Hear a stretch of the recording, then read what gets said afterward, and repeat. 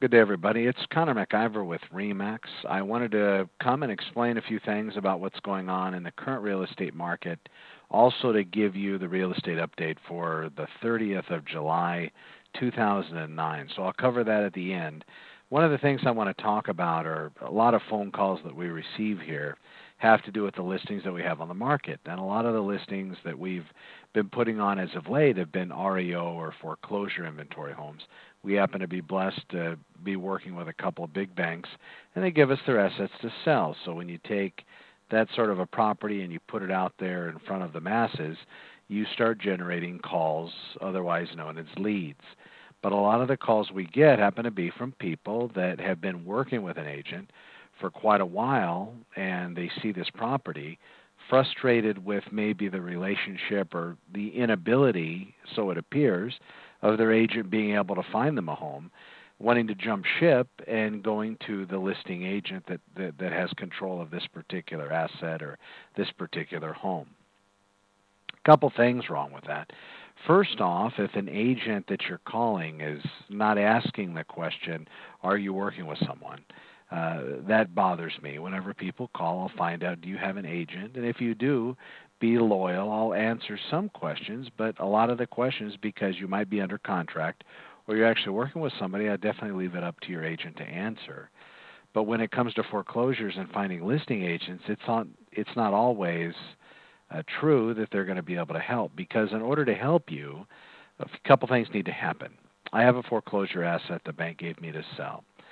It's been on the market 5 days.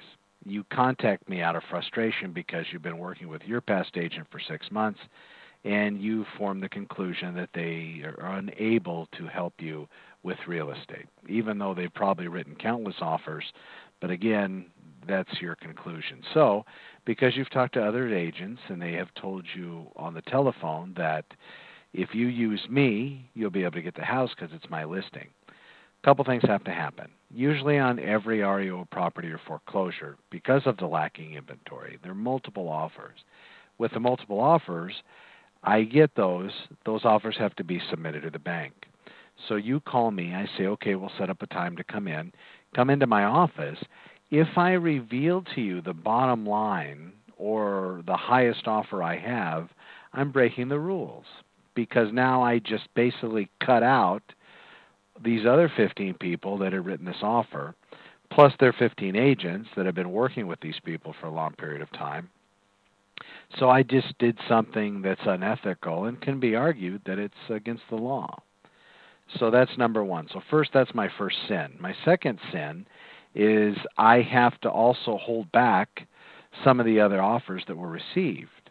Because let's say you decide not to go above the highest one, but I really want to represent you, so now I have to start making offers disappear or throwing them away, which is against the law and very unethical. And if it were to be found out by the other people that wrote offers, the other agents, or the bank, or the human seller that I might be representing, it would mean the end for me. So basically, there are two lies that have to go on in order for a listing agent to be able to work with you when it comes to a bank-owned foreclosure or another one. Now, if in fact your heart is clean, you don't have an agent, and you're going to want to just utilize us because you think we're the best thing in the valley, great.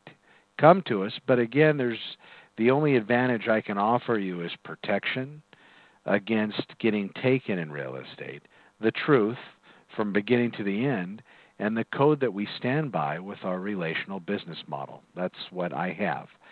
I can also represent you as far as selling goes. I'll post your property all over the World Wide Web and also in publications within different law enforcement communities, so it'll be seen. But if you've been working with someone, and I know as a buyer right now it can be incredibly frustrating, because we've been working with some of our buyers for the last several months, and they haven't been able to find the home that's actually going to accept their offer. And a lot of the ones that are the most frustrated happen to be those of you that are writing FHA or VA offers.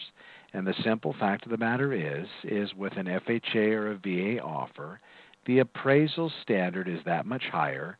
If the property's not turnkey, more than likely whomever owns it, the bank or whatever company, is going to have to pony up with that extra money to get the FHA or VA appraiser to approve it.